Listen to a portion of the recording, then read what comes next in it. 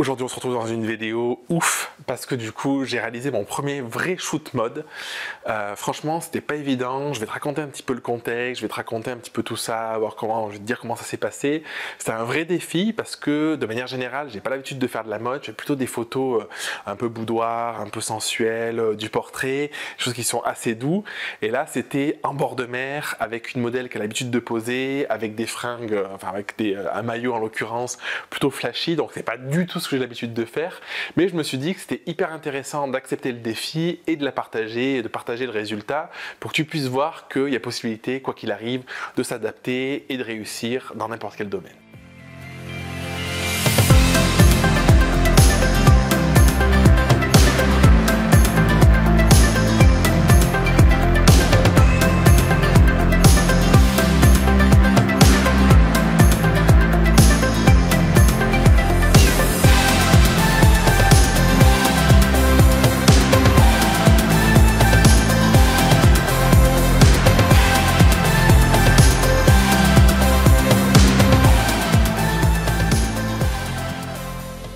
Pour commencer, je voulais vraiment te parler du contexte parce que c'est un peu particulier.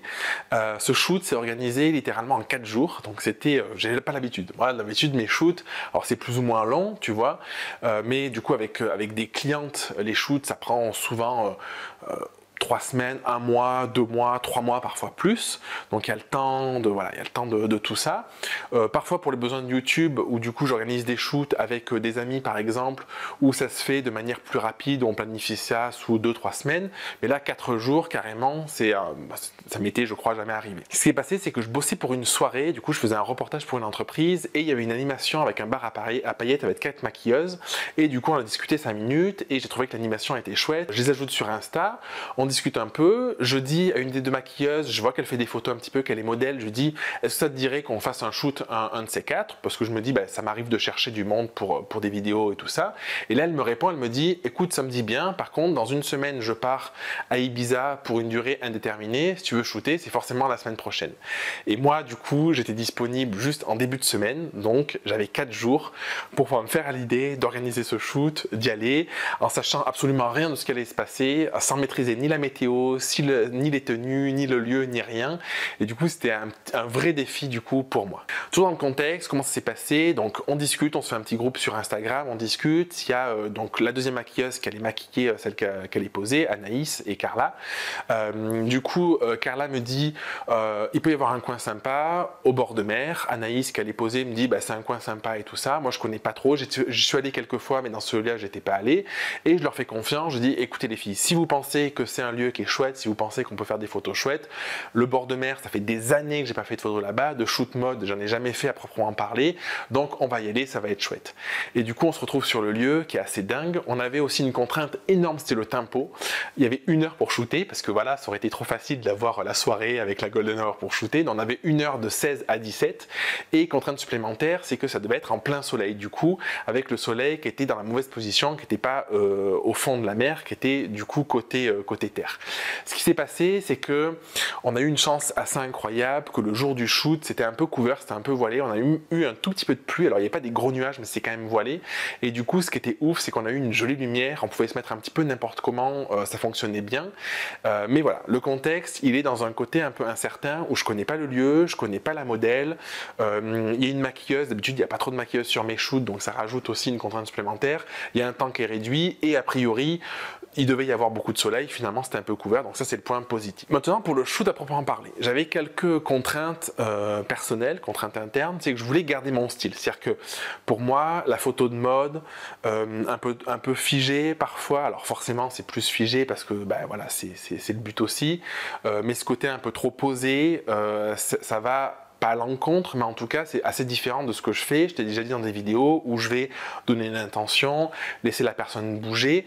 Là du coup forcément avec une modèle qui a l'habitude de poser, qui a l'habitude de prendre des poses, qui sait que en se mettant d'une manière ou d'une autre c'est esthétique, j'ai moins de boulot du coup à faire, mais le revers de la médaille aussi, parce que ça permet de gagner du temps, on avec 1 heure, donc ça c'est un vrai avantage. Par contre le revers de la médaille, c'est que c'est plus difficile d'aller vers des expressions, des moments que j'aime bien, parce que par définition, si c'est trop posé, trop fermé, trop figé, moi c'est le genre de photo que je vais quand même moins aimer. Donc je voulais quand même arriver à respecter ce côté-là, respecter la modèle avec ses ambiances qu'elle aime bien, le lieu, toutes les tenues, tout ça, et en même temps avoir quelque chose qui soit quand même assez différent de ce qu'elle a eu l'habitude de faire, avec quelque chose qui soit peut-être un peu plus doux, avec des couleurs qui soient peut-être un petit peu différentes de ce qu'elle a l'habitude de faire, quelque chose avec un aspect un peu plus naturel. Finalement, il y avait un temps couvert avec de la pluie, donc ça participait aussi à ce côté de douceur, donc ça c'était vraiment le côté chouette. Et du coup, sur le shoot, arrivé sur le lieu, je suis arrivé avant avec Dylan. Donc Dylan, c'est celui qui m'a filmé, c'est celui qui me filme sur toutes mes vidéos, donc si tu vois la qualité du contenu, c'est grâce à lui, il est à côté de moi, là je le vois. Donc si tu vois la qualité des vidéos, c'est grâce à lui. Et du coup, on avait le choix entre deux lieux. Au début, on s'était dit on va faire un shoot en mode sur la plage avec du sable, on s'était envoyé quelques inspirations avec Anaïs, et finalement, en fait, on est allé dans un lieu où c'était des plages de galets. Sur la première page, j'avais un peu de monde, donc je me suis dit, on va pas faire là. Et on est arrivé, on a continué à marcher avec Dylan, on avait un petit peu d'avance, et on a vu une crique avec vraiment un paysage absolument dingue. Et en fait, il n'y a pas eu trop de doute, on s'est dit, c'est là où on va se passer le shoot, parce que du coup, c'est joli, c'est esthétique, c'est un truc qu'on n'a pas forcément l'habitude de voir. Et du coup, on a commencé le shoot là. Donc on avait ces deux options, et dans ma tête, c'était, on va commencer ici, on va le faire là. Si on fait 100% ici, c'est ok. Je préfère prendre une heure et finaliser. Si jamais on est efficace, ça se passe bien, ou au bout d'un moment on a besoin de changer, on aura le repli d'aller à la plage. Mais du coup, il y avait vraiment un choix sur le moment à faire. Et ça, c'est important de faire des choix. Tu peux aller voir ma vidéo sur l'importance de faire des choix. Peut-être que tu attends que ça depuis tout à l'heure. Je vais te montrer le résultat de la séance. On va commencer d'abord par le premier lieu de shoot et ensuite par le second. Donc t'imagines que s'il y en a un second, c'est qu'on a eu le temps de faire les deux. Et je vais te montrer un petit peu des photos et de parler des difficultés que j'ai eues, de ce qui me plaît, ce qui me plaît un peu moins aussi, pour être vraiment totalement transparent et objectif avec toi-même. Pour le premier lieu, bon, il était assez dingue cet espace. Les contraintes, elles étaient quand même géographiques, enfin comment on dit, de topologie de terrain, parce que du coup, ça descendait quand même pas mal, il fallait crapahuter, donc on a dû marcher. C'était assez sport, franchement, parce que du coup, avec Anaïs, je vais lui tenir la main pour pas qu'elle glisse, ça descendait quand même pas mal. Voilà, c'était quand même pas évident. Il y avait quelques personnes, mais c'était pas trop gênant parce qu'ils étaient sur le côté. Donc bon, ils regardaient le shoot, donc c'était pas confortable parce que quand tu as des gens qui regardent, moi personnellement ça me gêne pas trop, mais je trouve que voilà, pour les modèles c'est pas toujours hyper évident. Et du coup les contraintes c'était quand même qu'il y avait un petit peu de vent, pas beaucoup, mais il y avait quand même quelques vagues, il y avait du mouvement de l'eau qui faisait qu'il y avait quelques rafales parfois, qui faisait que l'eau remontait et ça pouvait être un petit peu instable, un petit peu insécure. Dernière contrainte du coup, c'est le sol. C'était des rochers qui étaient assez tranchants pour les pieds, donc il fallait marcher doucement. Et du coup, bien évidemment, quand on avait fait ça un peu à l'arrache, moi j'avais pas prévu de prendre des chaussures pour aller dans l'eau, j'avais pas envie de bousiller mes chaussures. Dylan l'a fait, lui il a mis ses chaussures dans l'eau, il s'est sacrifié pour la joie et pour les vidéos que tu vas voir aujourd'hui. Et du coup, avec le recul, j'aurais pris une vieille paire de baskets, un truc comme ça pour aller dans l'eau. Mais finalement, j'étais un petit peu solidaire avec Anaïs et je me suis dit, allez, je me mets pieds nus, je vais avec elle, comme ça, je souffrirai entre guillemets autant qu'elle. Et voilà, ça participait au truc, c'était un petit peu rigolo. Et les avantages du lieu, sinon, donc c'était le temps, c'était le fait d'avoir justement cette masse bleue ou blanche en fonction des vagues, en fonction un petit peu des remous, et ce contraste entre l'eau, entre les rochers qui étaient assez marrons, assez foncés. Je trouvais que c'était quelque chose qui était assez beau. Donc je vais te montrer le résultat parce que du coup peut-être que tu t'attends à voir ça et je vais commenter un petit peu chaque photo. Alors la première photo que j'ai choisie, que tu vois à l'écran, c'est une photo assez simple, c'est le tout début de la séance où du coup elle s'est habillée, elle a mis son maillot et on a commencé tranquillement et je voulais quelque chose d'assez simple finalement. Donc c'est une photo où on voit pas trop les éléments. J'aime bien commencer les séances où la personne ne me regarde pas forcément directement droit dans les yeux. Il y a un côté un petit peu attente, mais j'aime bien ce côté, elle tient le maillot, donc dans le posing c'est assez joli. Il y a l'horizon tout au fond qui est au niveau au-dessus de sa tête. On voit les rochers un petit peu. Je trouve que c'est des photos qui marchent bien, ça donne un petit peu l'ambiance. Donc voilà, c'est pas une photo exceptionnelle, mais je trouve que c'est quelque chose qui marche plutôt assez bien. Ensuite, rapidement, je me suis dit, bon, j'ai envie de profiter vraiment de ce côté rocher, parce que, bon, la mer c'est joli, mais en fait, la roche avec l'eau autour, c'était quand même assez chouette. Et je lui ai demandé de s'asseoir, de se mettre à genoux. Donc, au début, je lui ai demandé de s'asseoir, mais finalement, elle ne savait pas trop comment se mettre, donc elle s'est mise à genoux. Et je trouve que c'est hyper joli. Elle a pris une posture où, en fait, elle s'était mouillée les cheveux. Donc, Carla lui avait mouillé les cheveux pour avoir un côté, justement, la cohérence, encore une fois, entre le lieu, entre la mer et tout ça, le côté un peu mouillé.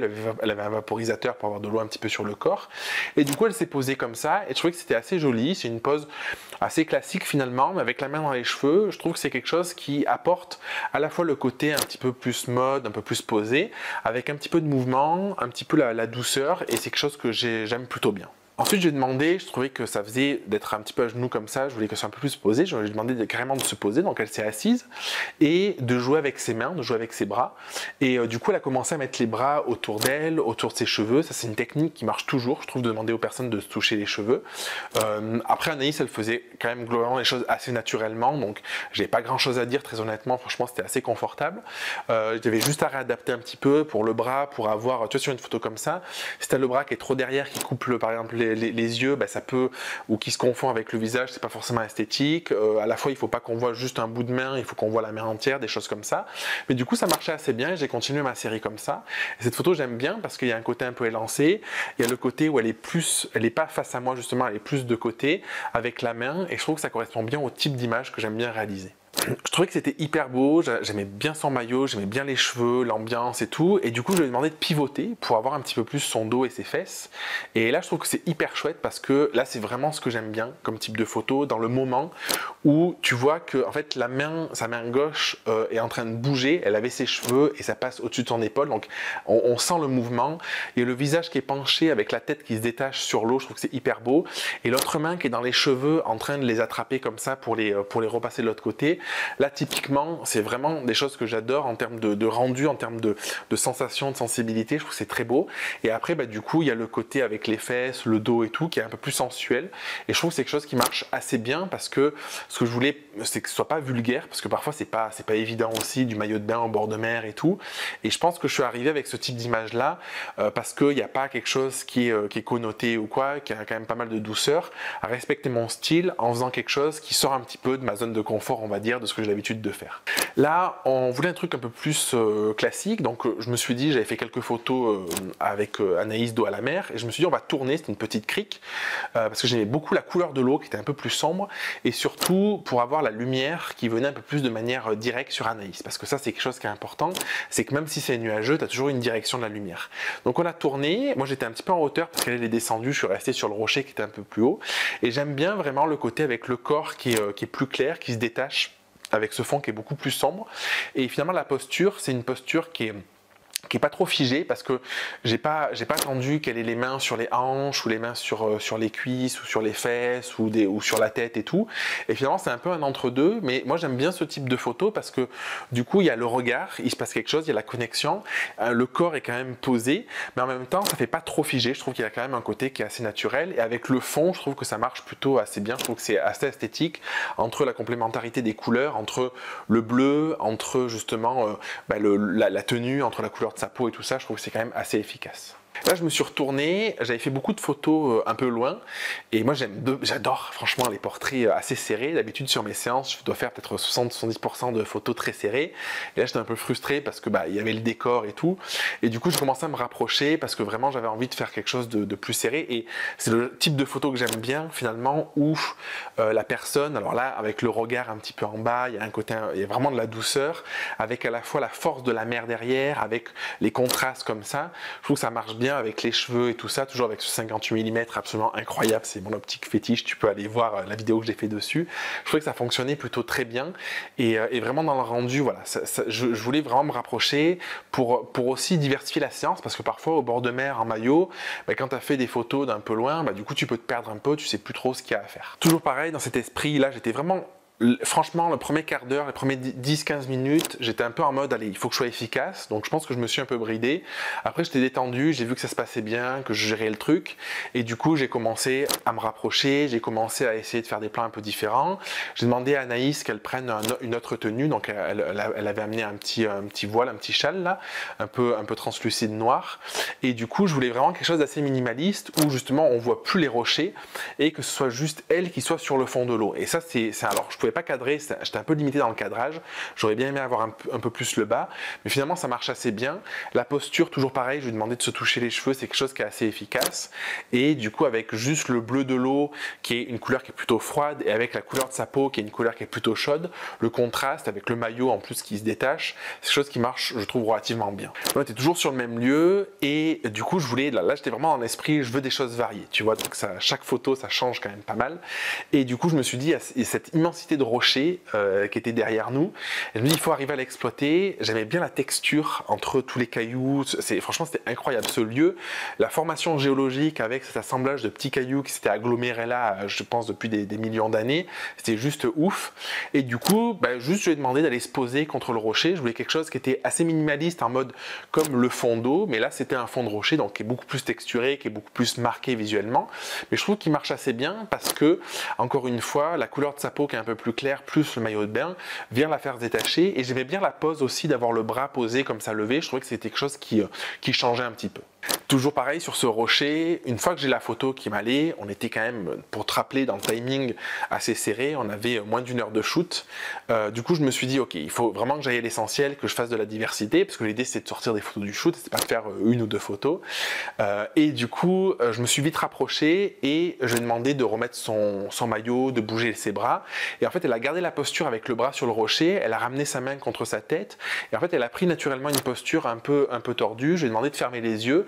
Et je trouve que c'est des photos, alors ça fait peut-être pas mode du coup, parce qu'on voit plus trop le maillot de bain, mais du coup c'est des photos que j'adore parce qu'il y a vraiment un truc qui se passe, il y a une sensibilité, il y a une douceur, il y a les gestes comme ça, il y a des postures, il y a vraiment quelque chose de fort. C'est vraiment, on est dans la photo, on est dans le cadre, les bras sont coupés, tout est coupé, la tête est coupée, donc on est vraiment dedans.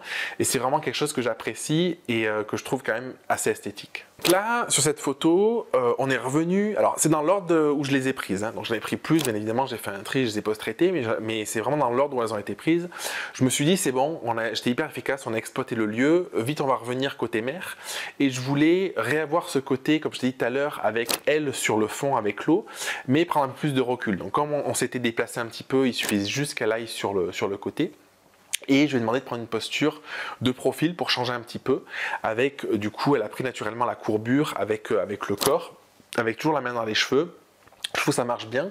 Sur cette photo, j'aime bien le petit rocher aussi qui rappelle, on voit un petit peu les roches en bas, on voit le rocher sur la gauche, ça rappelle qu'il y a des éléments comme ça géologiques.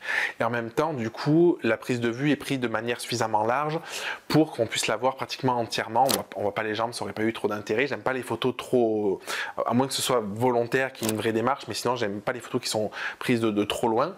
Et du coup, je trouve que ça marche bien. Et dans la variété, je trouve que la pose est aussi plutôt assez efficace. Je lui ai demandé de s'asseoir après, de s'accroupir, elle s'est mise à genoux, on a rigolé un petit peu grâce à ça. Et du coup, je me suis approché et cherché un peu du détail. Tu vois, depuis le début, je m'étais approché quelques fois, mais voilà, je n'avais pas ce détail que j'aime bien. Et là, quand elle s'est assise, j'ai vu sa main sur son bras et je me suis dit, mais ça c'est trop beau.